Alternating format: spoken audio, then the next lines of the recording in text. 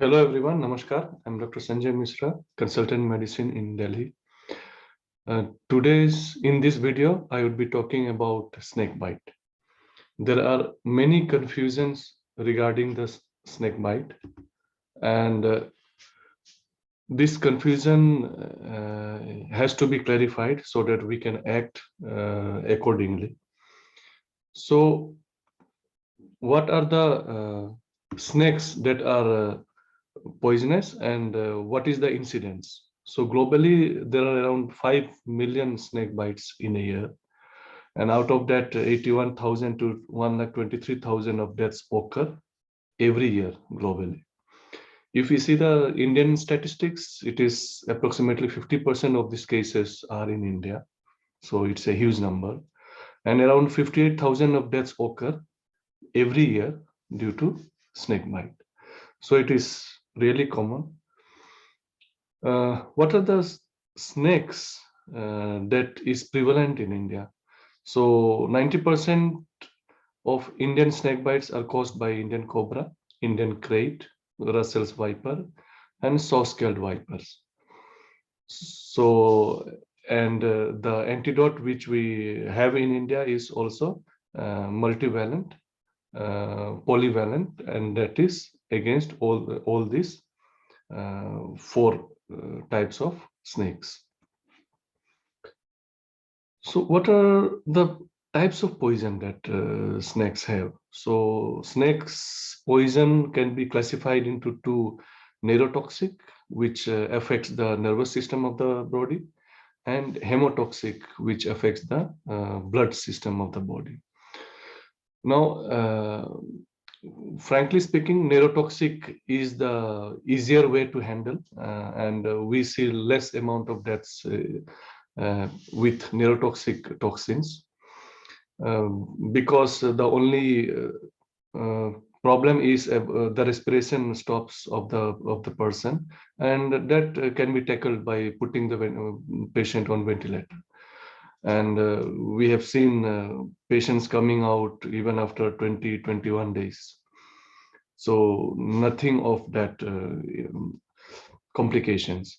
But in hemotoxic, which are basically vipers, they produce the disease of the blood, and they produce damage to the liver, to the kidney. Dialysis is required, and blood pressure drops down. So it is quite tough to handle those hemotoxic toxins of the snakes, and that's why mortality is more in hemotoxic bites. So what is the first aid that common people can do till the patient is being transported to the hospital? So we should do it right. So that is the mnemonics.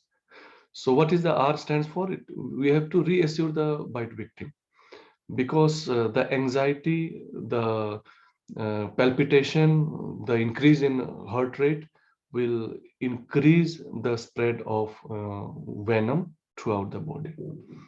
The second is immobilize the bite site.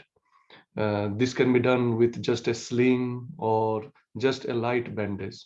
We shouldn't tie it tight, because that is not advised.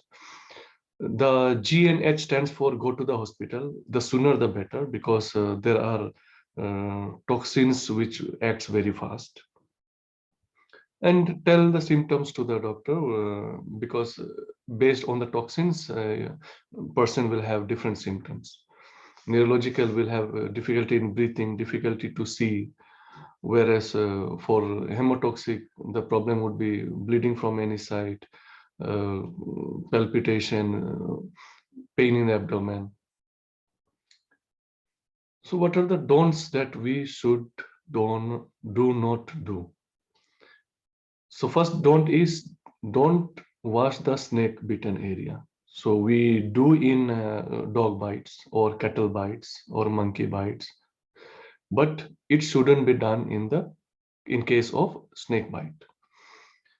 There is a myth that we should cut the wounds, the bite site, and take out the blood so that the venoms comes out.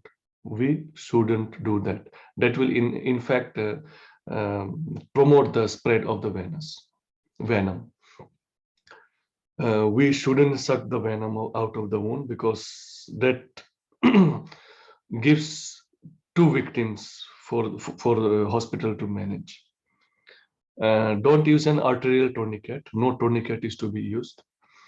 People do bring victims with tight bandage and tight tourniquet, but even when they bring we should open the tourniquet with care, because the rush of venom to the heart will cause many damage to the patient.